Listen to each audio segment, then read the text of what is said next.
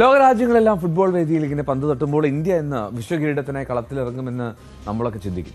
ആ സ്വപ്നം പൂവണിയണമെങ്കിൽ നല്ല കളിക്കാർ വേണം, പന്ത് തട്ടാൻ നല്ല സ്ഥലം വേണം. അതിനായി ഒരു പോരാട്ടം നടത്തുന്ന കോച്ചുണ്ട് കോട്ടയത്ത്, അവിടെ വൈക്കത്ത്. മുൻ സായ പരിശീലകൻ കൂടിയായിട്ടുള്ള ജോമോൻ ജേക്കബിന്റെ മനസ്സിൽ വലിയ സ്വപ്നങ്ങളാണ്. ഇന്ത്യക്ക് വേണ്ടി ലോകകപ്പിൽ കളിക്കാൻ കുറച്ച് താരങ്ങളെ സൃഷ്ടിക്കാനുള്ള പരിശ്രമത്തിലാണ് ഈ പിറവം സ്വദേശി. പെൺകുട്ടികളും ആൺകുട്ടികളും അടങ്ങുന്ന 100ഓളം കുട്ടികളെ സൗജന്യമായി പരിശീലിപ്പിക്കുകയാണ് ജോമോൻ ഇപ്പോൾ. എന്നാൽ കളിക്കാൻ നല്ലൊരു മൈതാനമോ മറ്റ് സൗകര്യമോ ഇല്ലാത്തതാണ് പ്രശ്നം.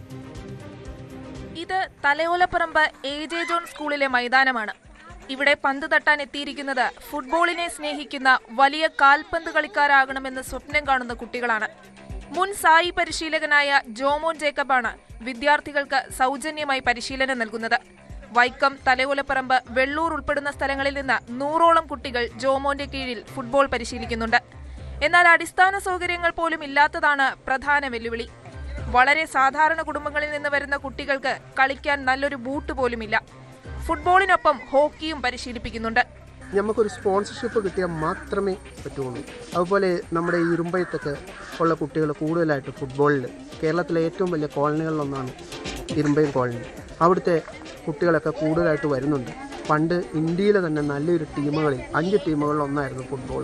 അതുപോലെ തന്നെ ഇനിയും നമുക്ക് ഇവരെ വളർത്തിക്കൊണ്ടുവരാൻ സ്പോൺസർഷിപ്പ് കിട്ടുവാണെങ്കിൽ ഷൂറായിട്ട് 100% നമുക്ക് വിശ്വാസമുണ്ട് ഇവർ ഭാവിയിൽ ഇന്ത്യൻ ടീമിലൊക്കെ കളിച്ച് നല്ലൊരു അസറ്റായി നമ്മുടെ നാടിന് മാറുമെന്ന്.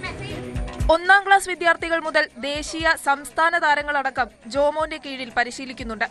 ഒരു കാലത്ത് ദേശീയ വനിതാ ഫുട്ബോളിൽ നിരവധി താരങ്ങളെ സൃഷ്ടിച്ചിട്ടുള്ള സ്ഥലമാണ് വൈക്കം. പഴയ പ്രതാപകാലത്തേക്ക് ഈ നാടിനെ എത്തിക്കുകയാണ് ജോമോന്റെ ലക്ഷ്യം. എന്നാൽ സ്വപ്നം പൂവണിയണമെങ്കിൽ കളിപ്രേമികളുടെയും ജനപ്രതിനിധികളുടെയും സഹായം ആവശ്യമാണ്. ന്യൂസ് 18 വൈക്കം. കൂടുതൽ വാർത്തകൾക്ക് news 18 Keralam YouTube channel subscribe ചെയ്യുക.